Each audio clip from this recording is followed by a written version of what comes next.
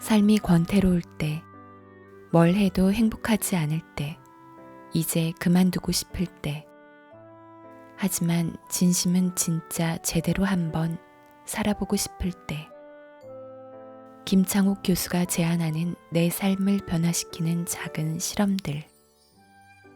삶이 보내는 사인을 듣는 법. 진정으로 사랑하는 일을 찾는 법.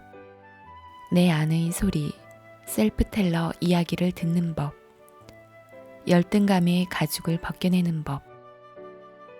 내 삶을 종합 편집해 바라보는 법. 그 누구보다 나 자신을 먼저 돕는 법. 지금 이 순간을 사는 법. 삶에서 남는 장사를 하는 법. 감정 근육을 키우고 진짜 휴가를 떠나는 법. 김창욱은 삶의 작은 변화를 위한 구체적인 실험과 방법을 제안한다. 김창욱 자신의 말처럼 거창하지는 않다. 거창한 변화는 가짜일지 모른다. 그는 요요 현상 없이 신압으로 변화하는 자신을 만나길 권한다. 김창욱 바가 생길 정도로 그의 강의와 메시지는 유쾌하고 강력하다.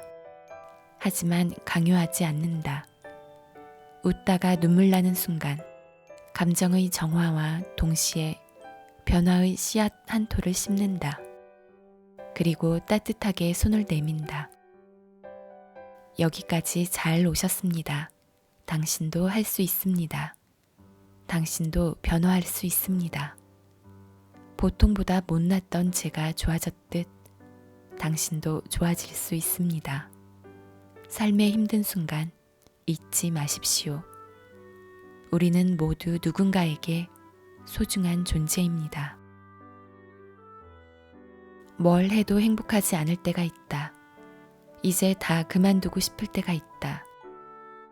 도대체 내 삶은 왜 이 모양이냐고 소리치고 싶을 때가 있다. 그러나 그 절규와 포기, 권태와 정서적 허기 뒤에는 사실 진짜 제대로 한번 살아보고 싶은 마음이 숨어 있다. 김창욱은 그런 마음을 토닥여 일으켜 세운다. 건강하셨으면 좋겠습니다. 그는 자주 이렇게 말한다. 이 말은 이 책을 관통하는 키워드다. 병든 혹은 시들어가는 내 삶을 건강하게 만들고 싶은 이들에게 이 책은 위로와 응원, 그리고 힘있는 자극이 될 것이다.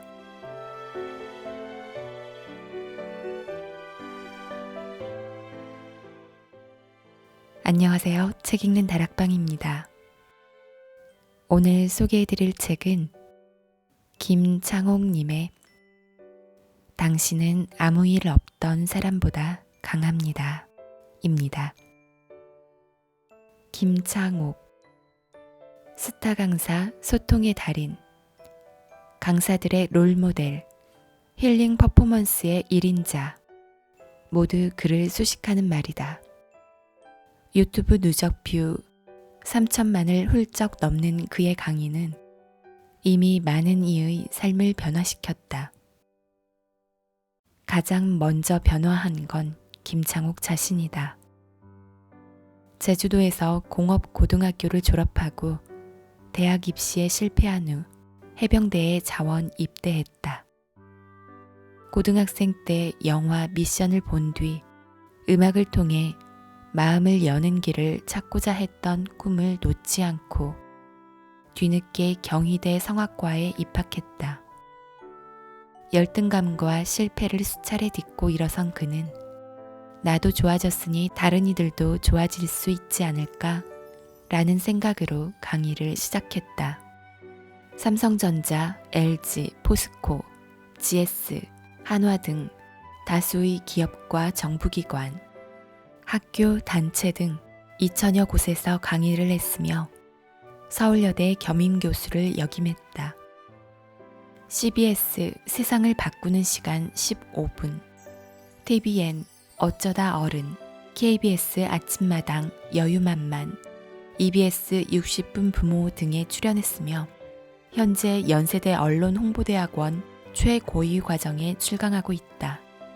특유의 유머와 표정, 목소리, 그리고 자신의 상처와 우울까지 가감없이 드러내는 진정성 있는 강의로 감격과 공감의 장을 선사하는 김창옥. 항상 자신을 낮추며 사람들이 용기를 갖고 자신이 좋아하는 일을 할 수 있도록 마음의 시동을 걸어주는 사람이라고 설명하는 그는 오늘도 누군가를 인생의 주인공으로 만들기 위해 애쓰고 있다. 본문 발췌하여 낭독해드리겠습니다. 편안한 시간 되시길 바랍니다. 구독과 좋아요, 알림 설정은 저에게 많은 힘이 됩니다. 감사합니다. 프롤로그. 이렇게 살아도 되는 걸까? 이렇게 살아도 되는 걸까? 질문이 찾아올 때가 있습니다. 무릎에 힘이 풀리듯 삶이 꺾일 때, 뭘 해도 행복하지 않을 때, 이제 그만 놓고 싶을 때, 그리고 일이 잘 풀리고 삶이 잘 나갈 때 역시 이 질문은 여지없이 찾아옵니다. 제 강의를 찾으시는 분들은 아마 이 질문을 맞이하신 분들일 거라 생각합니다. 그분들께 제가 대단한 이야기를 해드리지는 못합니다. 유명한 사람 어록 하나 인용하지 않은 이 책이 어떤 분들에겐 시시해 보일 수도 있습니다. 저는 경험을 나누고 싶습니다. 몇 년째 허리 디스크로 고생 중입니다. 퍼스널 트레이너에게 재활 운동 겸 치료를 받고 있습니다. 선생님은 매번 몇 번씩 몇 세트를 하라고 합니다. 회원님, 바른 자세로 이 무게를 12번 하세요. 시키는 대로 하지만 10번 정도 하면 한계가 찾아옵니다. 도저히 못할 것 같아 더는 못하겠습니다, 선생님. 하면 단호하게 하세요. 할 수 있습니다. 라는 답변만 돌아옵니다. 다시 아니 못하겠습니다. 하면 하세요. 제가 도와드릴게요. 제가 잡아드릴 테니 그럼 버티기라도 하세요. 합니다. 그러곤 제 손에 양손을 대고 잡아주시지요. 사람이 힘들면 자세가 흐트러지고 눈이 감깁니다. 악문 이 사이로 욕이 새어나오기도 하고요. 그렇게 나머지 2개를 했습니다. 보세요, 회원님이 하셨어요. 저는 살짝 손만 대고 있었어요. 제가 들지 않았어요. 회원님이 하신 거예요. 사람은 과거 실패와 좌절의 경험으로 자기 한계를 정합니다. 하지만 사람의 몸은 머리가 생각하는 것보다 조금 더 들 수 있습니다. 그때 알았습니다. 제 머리가 할 수 있다고 생각하는 것과 제 몸이 실제로 해낼 수 있는 것에는 차이가 있다는 것을요. 우리가 힘이 생기려면 더 이상 못하겠다 싶을 때 1-2개를 더 해야 합니다. 그런데 많은 사람이 힘들 때 그만두거나 힘들기 전에 딱 그만둡니다. 그러니 노력을 안 한 것도 아닌데 발전도 변화도 없는 것입니다. 살다 보면 힘든 일이 찾아옵니다. 때로는 힘들다는 걸 알면서도 힘을 키우기 위해 각오하고 뛰어들기도 하고 나는 원치 않았는데 삶이 힘들어질 때도 있습니다. 그때는 우리에게 우호적이고 최소한의 실력을 갖춘 친구에게든 스승에게든 종교에게든 책에게든 영화에게든 도움을 구하길 권하고 싶습니다. 도움을 구한다는 건 이건 내가 한번 들어보겠다 하는 마음 자세에서 시작됩니다. 한번 해보겠다는 마음이 새로운 세계의 문을 열어줍니다. 신은 배우려고 마음먹은 사람에게 스승을 보내줍니다. 살면서 별 문제가 없다면 얼마나 좋을까요?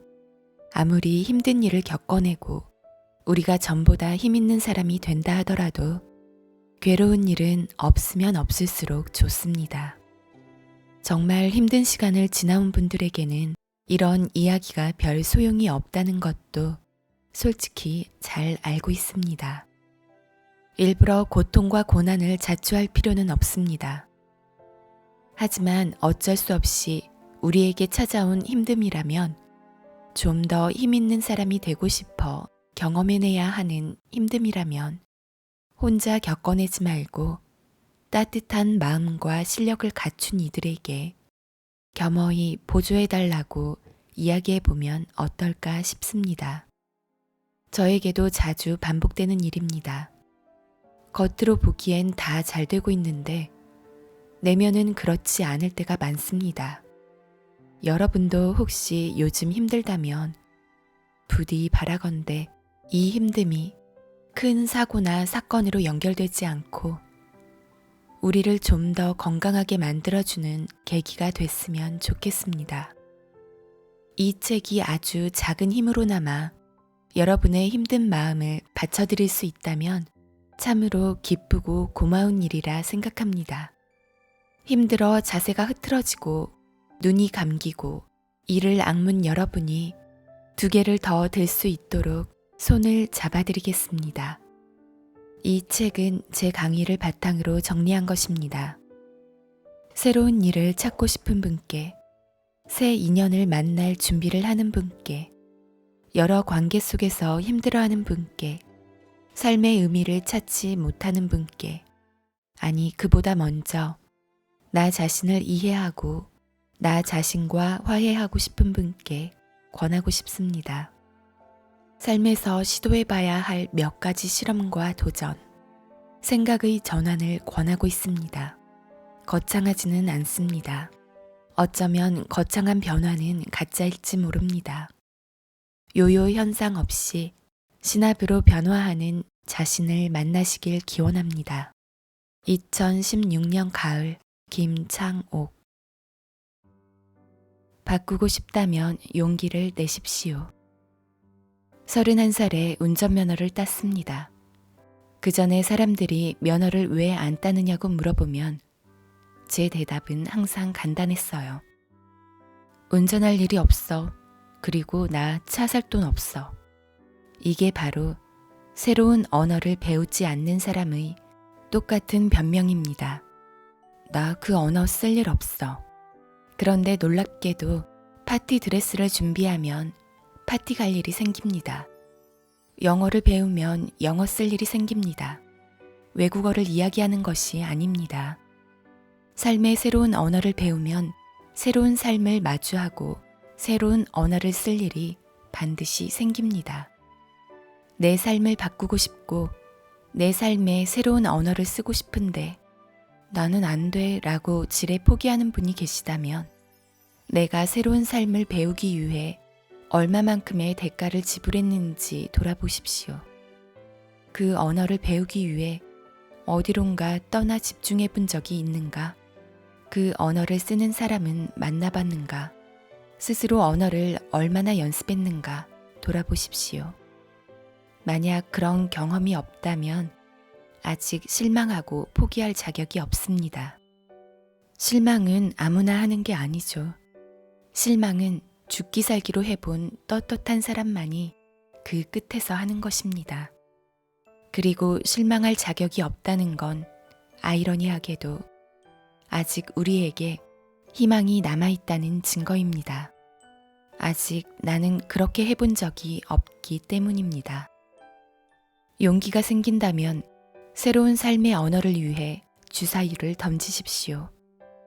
늘 그렇듯 10명이 배우면 그중 9은 새로운 언어를 익히지 못하고 자기 삶으로 돌아옵니다. 헬스클럽 1년치 끊어놓고 한두 달 다닌 거랑 똑같은 겁니다. 새로운 세상은 용기 있는 자, 끝까지 욕심내는 자, 고집 있는 자, 자기 삶을 사랑하는 자만이 얻을 수 있습니다. 사랑도 용기도 고집도 그 아무것도 없다면 부모로부터 받은 그 언어로 나도 살게 되고 내 자녀도 본 그대로 살게 되어 있습니다. 바꾸고 싶다면 용기를 내십시오. 물론 상처가 없어지진 않을 것입니다. 살아가는 건 일종의 서커스와 같다고 생각합니다. 워터 저브볼이란 게 있습니다. 커다란 볼 안에 사람이 들어가서 물 위를 걸어가는 레저입니다. 저부볼 안에 들어가면 자기가 가고자 하는 방향으로 잘 못 가고 헤매게 됩니다. 큰 공 안에 들어가 허우적대며 걷는 것이 마치 열등감과 상처 안에서 사는 우리 모습과 똑같아 보인다는 생각을 해봅니다. 곁에서 보는 사람들이 다 짠하게 여깁니다. 허우적대는 모습을 보며 왜 저렇게 사나 하면서요. 우리가 건강해지면 공 밖으로 나와서 그 공을 자기 손으로 가지고 놀게 됩니다. 마치 저글링하는 것처럼요. 상처와 열등감을 저글링 공 삼아 놀이를 즐깁니다. 자존감이 높아야 저글링을 잘합니다. 나는 소중하다라는 마음이 자존감입니다. 그런데 우리는 내 삶이나 환경에 스크래치가 나지 않는 게 자존감이라고 착각합니다. 삶에 스크래치가 생기면 자기는 소중한 존재가 아니라고 생각하는 거지요. 어릴 적 부모로부터 무조건적인 사랑을 받으며 나는 존재 자체로 소중하다는 느낌을 받았어야 하는데 그것을 받지 못한 사람은 자신의 소중함을 알아채기 어렵습니다. 그러니 자신의 가치를 사회가 정한 기준에 맞춰 평가합니다. 사회가 정한 기준에 좀 떨어진다 싶으면 존재 가치도 떨어진다고 생각하는 거지요. 사실 사람 사는 거 되게 비슷합니다. 깻잎 한 장 차이입니다. 저 사람이나 나나 다 비슷하게 살아요. 그런데 누구는 상처를 꽁꽁 감춘 채 사는 거고 누구는 상처에서 벗어나 건강하고 자유롭게 사는 겁니다. 상처나 열등감을 지켜야 할 문이라고 생각하는 사람은 커다란 자물쇠를 걸어놓고 문 앞에 덩치 좋은 문지기를 둡니다. 내 안에 있는 열등감과 우울함을 타인이 나를 공격해올 지점이라고 생각하며 그것을 계속 감추고 지키려고만 합니다. 그러고는 그 안에 갇혀 상처, 열등감과 함께 살아가지요. 하지만 상처와 열등감으로부터 자유로워지면 그 문은 누군가를 만날 수 있는 문이 됩니다. 다른 상처 입은 자를 이해하고 그를 만날 수 있는 문이 되지요. 그러니 상처가 많은 사람일수록 만날 문이 많다고 생각할 수도 있습니다. 상처에 감사할 수 있는 단계가 오는 거죠. 물론 그렇다고 누가 상처를 받고 싶겠습니까? 누가 쉽게 상처를 긍정할 수 있겠습니까? 저도 마찬가지입니다. 만약 제 삶을 만화 영화처럼 과거로 돌려 아무 상처 없이 사는 삶을 선택하겠느냐 묻는다면 예전의 저라면 당연히 그렇게 한다고 답했을 겁니다. 그렇지만 그 과거가 다 제 공이잖아요. 저글링 할 공. 물론 강의할 거리를 만들기 위해 힘듦을 찾고 다니고 싶지는 않습니다. 다만 예전처럼 상처받는 것이 두렵지는 않습니다. 제 상처가 없어지진 않겠죠. 당신의 상처도 없어지진 않을 겁니다. 삶의 상처는 완전히 사라지지 않습니다. 그렇다면 그것을 완전히 없애는데 에너지를 쓰지 말고 그것을 이용해 보십시오. 열등감과 상처를 잘 사용하면 좋은 에너지원이 됩니다. 당신 안의 열등감과 우울함의 공에서 빠져나와 그 공으로 저글링을 하세요.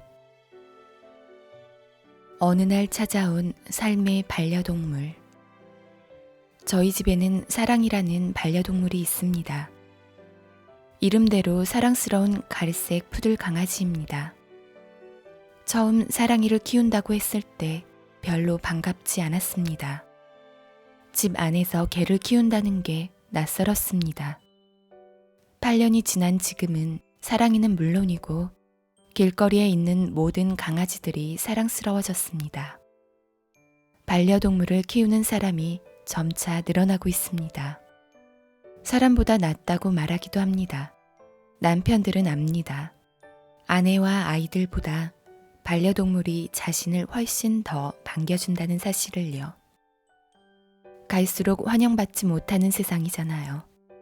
순수하게 환영해주는 곳이 많지 않거든요. 그런데 반려동물은 한결같이 인간을 환영하죠. 그런데 말입니다. 반려동물이 해코지를 하기도 합니다. 아시겠지만 자기에게 관심을 안 가져주면 강아지가 화장실이 아닌 곳에 오줌도 싸고 똥도 쌉니다. 그것도 사람이 잘 다니는 길목에다가요. 자기를 안 만져주면 시기하고 질투합니다. 반려동물마다 차이는 있겠지만 대개 감정의 센서가 예민합니다. 주인이 자신을 사랑해주는지 아닌지 다 압니다. 이 집의 대장이 누군지도 다 알고요. 반려동물이 사람에게 감정적 지지자가 되어주기도 하지만 자기를 돌봐주지 않으면 이렇게 해코지도 합니다. 어느 날 갑자기 삶의 반려동물이 찾아옵니다. 이 동물도 해코지를 합니다. 제 삶에는 디스크라는 반려동물이 찾아왔습니다. 허리 디스크는 평생 관리해야 하는 병입니다. 뼈가 금가거나 부러지면 한두 달 치료하면 낫지만 당뇨도 그렇고 암도 그렇고 평생 친구처럼 지내야 하는 병이 많습니다. 나이가 들수록 혈압약, 비타민, 영양제 등 관리가 필요합니다. 사랑이가 이번 여름 장마 기간 동안 밖에 나가지 못하니까 제가 다니는 길목에다 오줌을 싸기 시작했습니다. 배변을 잘 가리던 친구였는데 말이죠. 꼭 제가 잘 다니는 곳에다만 오줌을 싸고 똥을 쌌습니다. 산책을 시켜달라는 시위였지요. 그래서 목줄을 채우고 산책을 나섰습니다. 그날 온 동네 강아지들이 다 산책 나온 것 같더군요.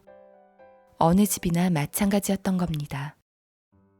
삶의 반려동물도 꾸준히 관심을 가져주지 않으면 삶을 어그러뜨립니다. 어느 날 우리 삶에 어떤 이유에 의해서든 존재론적 반려동물이 아니라 기능적 반려동물 역할을 하는 뭔가가 찾아올지 모릅니다. 허리 아픈 게 몇 개월이 지나도록 낫지 않으니 매우 짜증이 났습니다. 앉았다 일어날 때마다 허리에 있는 반려동물이 자신의 존재를 드러냅니다. 틈만 나면 스트레칭을 해줘야 하지요. 밥을 먹다가도 걷다가도 회의를 하다가도 마치 이 동물이 자기를 챙겨달라고 말하는 것 같아요. 때가 되었으니 스트레칭 해주세요. 때가 되었으니 약을 먹어주세요. 때가 되었으니 운동해주세요. 불편합니다. 이 동물을 갖다 버릴 수도 없고 키우긴 키워야 하는데 쉽지가 않습니다. 당신 삶의 반려동물은 무엇인가요? 어느 날 삶의 반려동물이 찾아온다면 또는 이미 찾아왔다면 어떻게 해야 할까요? 불편하니까 이 동물을 갖다 버릴까요? 그러면 유기견이 되겠죠. 그리고 다시 찾아올 겁니다. 더 망가진 모습으로요. 다른 질병과 함께 올지도 모르지요. 반드시 해코지를 하게 되어 있습니다. 가정이 깨질 수도 있고 큰 병을 얻을 수도 있고 직장에서 해고될 수도 있습니다. 저에게 찾아온 반려동물을 처음에는 관리 대상으로만 생각했습니다. 하지만 제가 동물을 키우고 도움을 주는 것 같지만 이 동물이 나를 지켜내고 있다는 사실을 뒤늦게 깨달았습니다. 사랑이가 없었다면 저는 그렇게 자주 산책을 다니지 않았을 것입니다. 혜택은 결국 제가 보고 있었던 거지요. 당신 삶에 반려동물이 찾아왔다면 귀한 손님으로 대해 주십시오. 우리가 그 친구 때문에 삶의 산책과 운동을 했다면 결국 그 반려동물이 우리를 좀 더 건강하게 만든 것입니다. 때로는 감당하기 힘든 반려동물이 찾아오기도 합니다. 시각장애 4급 판정을 받았습니다.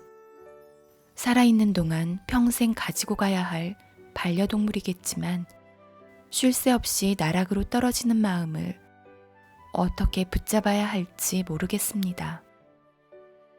디스크로 아프다고 짜증내던 제 자신이 부끄럽게도 강연장을 찾은 한 여성분이 이런 질문을 하셨습니다. 답답함과 간절함이 깃든 목소리였습니다. 신앙으로, 가족의 사랑으로 힘든 시간을 버티고 있지만 순간순간 존재의 끈을 놓아버리고 싶은 생각이 들고 안 그런 척, 의연한 척 하며 살지만 누군가에게 도움은커녕 짐이 되고 있다는 절망감이 자신을 무너뜨린다고 하셨습니다.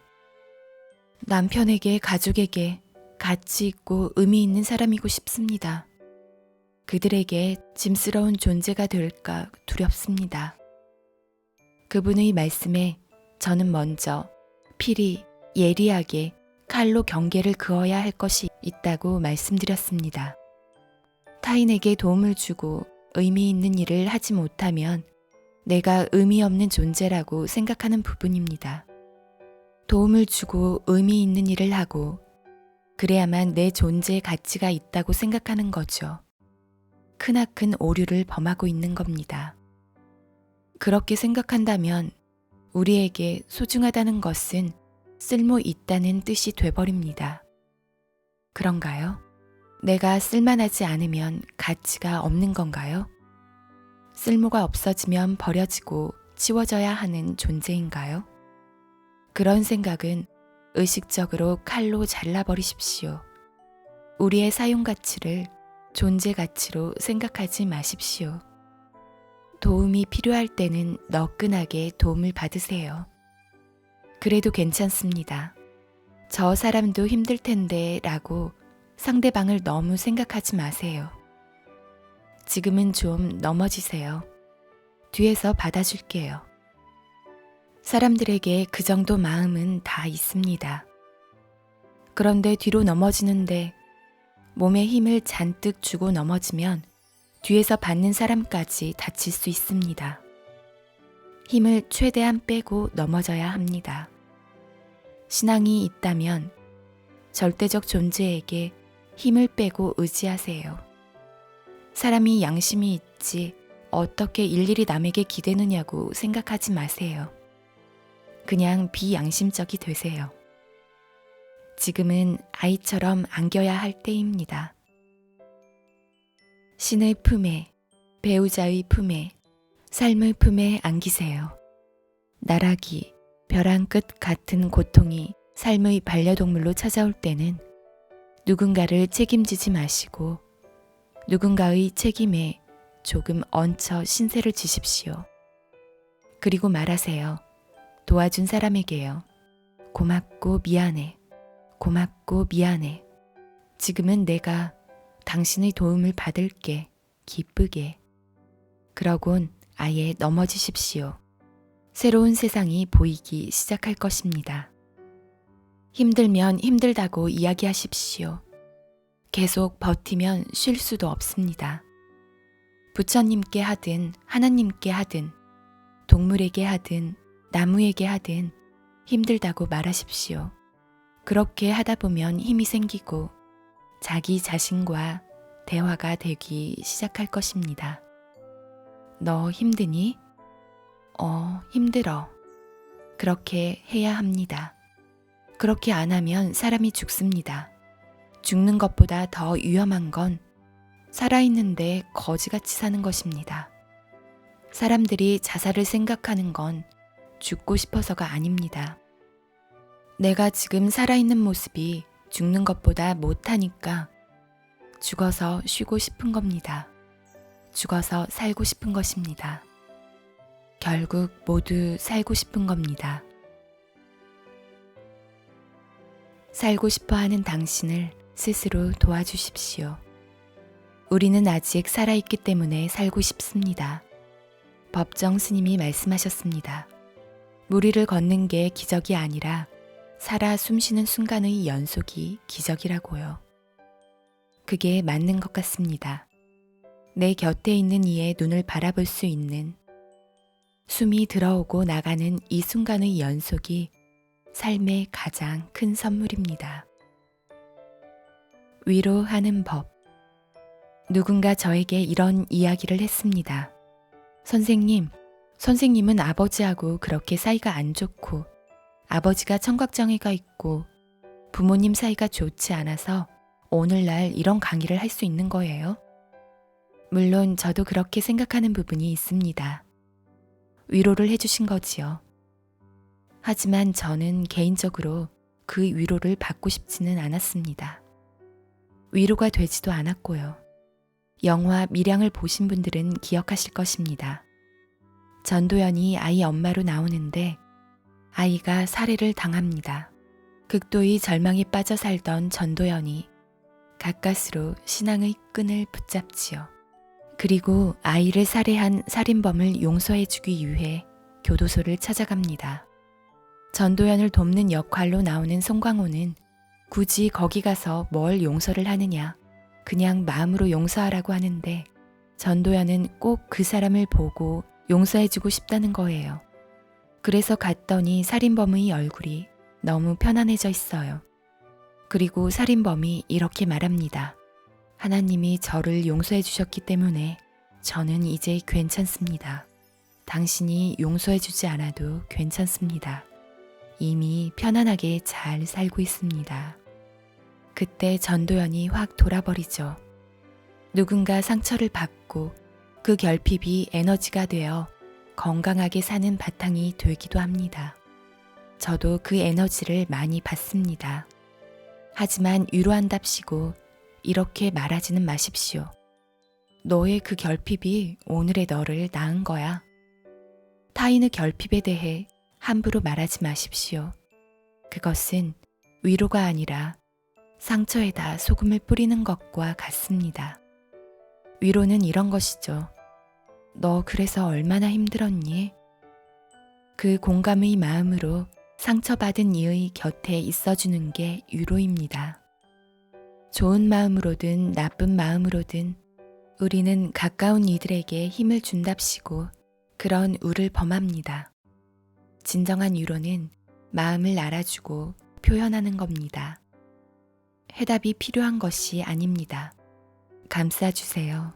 그것이 위로입니다. 당신은 아무 일 없었던 사람보다 더 강합니다. 당신은 아무 일 없었던 사람보다 더 강합니다.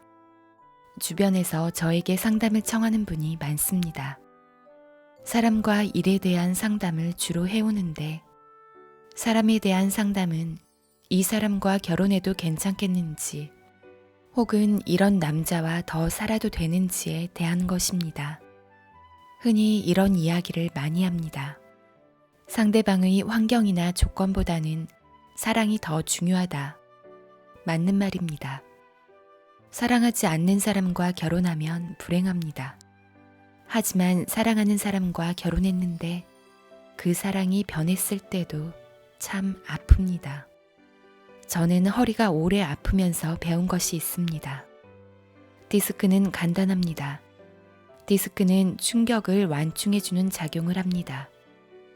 말랑말랑한 충격 완충제인데 이게 죽어서 척추에서 쑥 빠져나옵니다. 그러면서 그 뒤로 지나가는 신경을 누르는 거지요. 그래서 아픈 겁니다. 디스크는 회복이 잘 안 됩니다. 제 시트를 보면 척추 4번, 5번이 검정색입니다. 의사 세계의 말로는 죽었다고 표현한대요.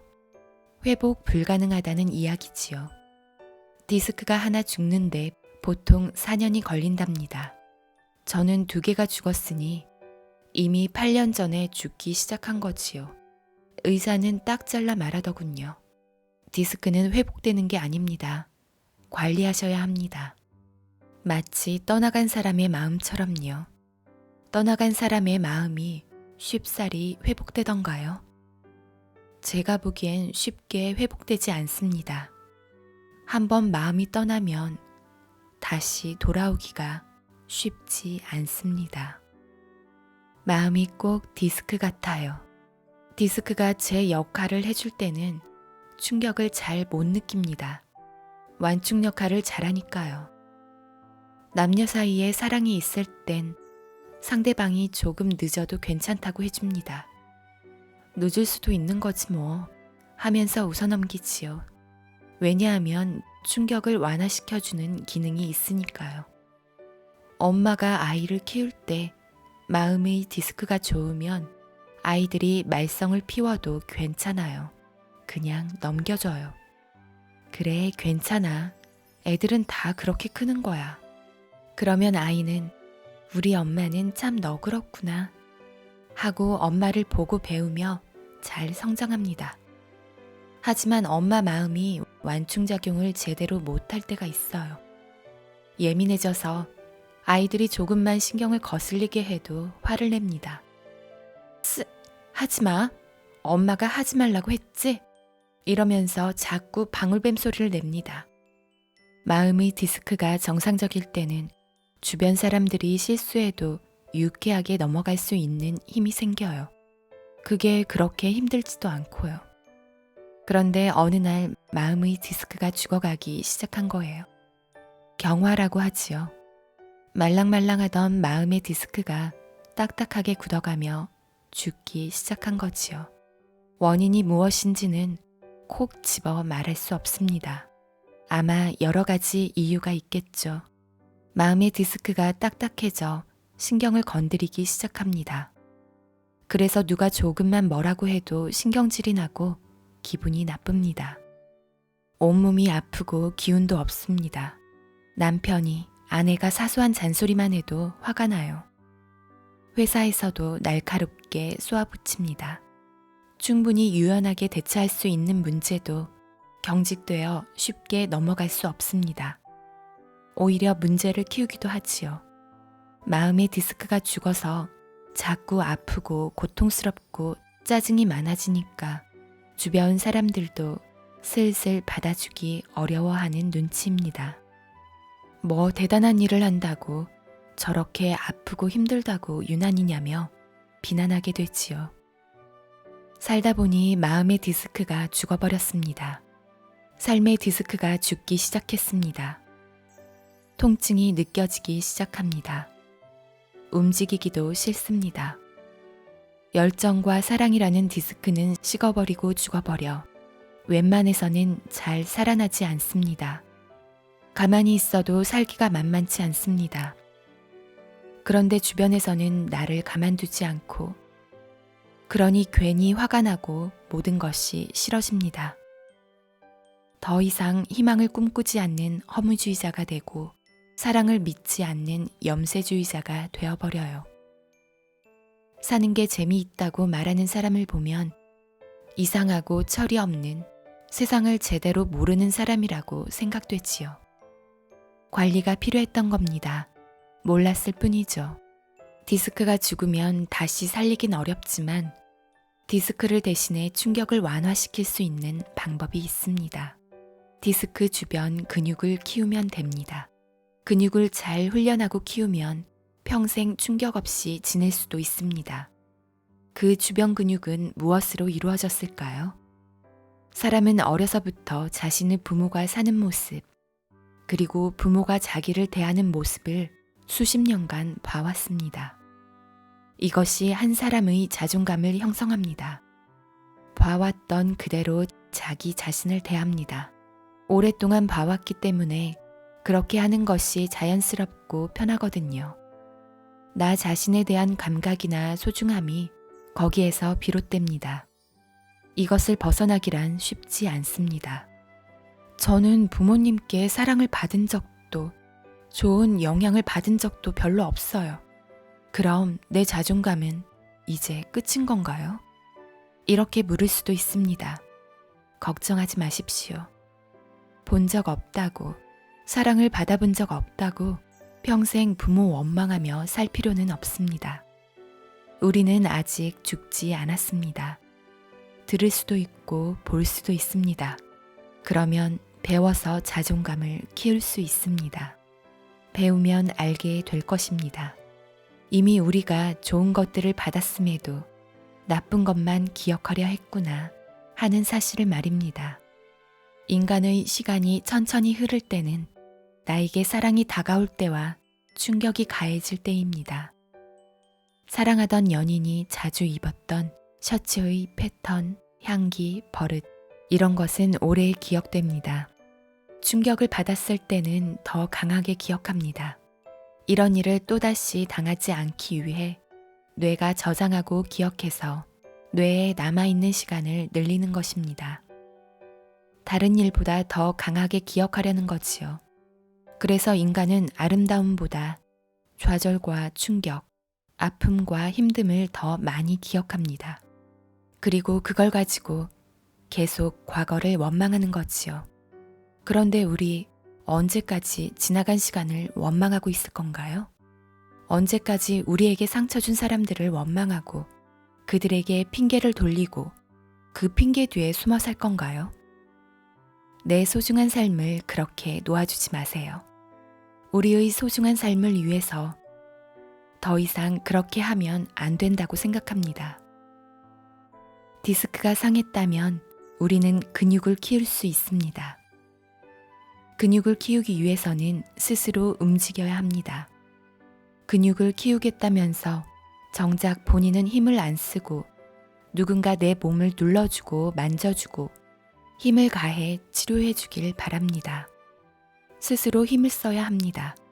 땀나도록 힘을 써야 척추를 지탱하는 근육을 키울 수 있습니다. 어떤 분들은 항상 몸이 굳어 있다며 마사지 받기를 좋아합니다. 마사지는 그때만 시원합니다. 안 받는 것보다는 낫겠지만 추천하고 싶지는 않습니다. 차라리 조금 힘들더라도 스스로 힘을 써서 나의 온전한 치료를 위한 근육을 만드는 것을 추천하고 싶습니다. 그러면 사랑의 디스크가 조금 죽어도 우리의 인격과 자존감이라는 주변 근육이 완충작용을 해줘 살아갈 수 있습니다. 그리고 그러다 보면 어느 날 기적처럼 사랑이 살아날 수도 있습니다. 미안하다, 사랑한다는 말은 아끼는 게 아닙니다. 어색하다고요? 어색할수록 힘이 센 말입니다. 이야기하고 받아들이면 괜찮아집니다. 그러면 아무 일 없던 사람보다 더 강해질 수 있습니다. 당신은 아무 일 없던 사람보다 더 강합니다. 아프면 아프다고 말하십시오. 아프면 아프다고 말하십시오. 장애를 갖고 수영을 하는 친구가 있었습니다. 한쪽 다리가 의족이었는데 어린 시절 동네 친구들이 쇠로 된 다리를 막대기로 때린 적이 있습니다. 엄마가 너무 화가 나서 그 친구들을 찾아가 왜 그랬는지 물었더니 제 다리는 쇠니까 안 아프잖아요 하고 대답했습니다. 그 친구들에게 엄마는 지혜롭게 설명해 주었습니다. 아프진 않지만 얘가 놀랐잖니? 너희들이 다리를 때렸을 때 쇠니까 아프지는 않았을지언정 무섭고 놀랐을 거야. 신체가 아프지 않아도 무섭고 놀랄 수는 있습니다. 그런데 우리는 몸이 안 아프면, 피가 안 나면 우리에게 이상이 없다고 생각합니다. 아이는 매우 무서웠고 놀랐고 외로웠을 텐데 말입니다. 여러분도 지금 아픈 곳은 없는지 스스로를 돌아보세요. 사지 멀쩡하고 사람들 앞에서 잘 웃고 이야기한다고 난 괜찮아 하며 애써 외면하고 있는 건 아닌지 돌아보세요. 오랜 유학 생활을 하다 정신적으로 힘들어 휴학을 하고 제 강의를 찾아온 한 여학생이 기억납니다. 아파서 약을 먹고 있다고 환하게 웃으며 이야기하는 그 친구를 보며 전 아파 보이지 않다고 말했습니다. 역시나 환하게 웃으며 가면 우울증이에요 라고 말하더군요. 저는 그 친구가 사람들 앞에서 자신이 아프다고 이야기한 것 자체만으로도 곧 좋아질 거라 믿습니다. 우리는 쇠로 만들어진 것처럼 강해 아무리 맞아도 아프지 않을 수 있습니다. 하지만 놀라고 무섭고 외로울 순 있습니다. 세상을 이기려고 하거나 너무 힘든 판을 한 번에 뒤집으려 하지 않아도 좋을 것 같습니다. 한숨 돌리며 쉬고 나면 힘이 생길 것이고 그때 다시 일어나면 됩니다. 그리고 힘이 들면 주변에 도와달라고 이야기해보세요. 그래야 나중에 누군가 나에게 도와달라고 말할 때 자연스럽게 그들을 안아주고 도울 수 있습니다.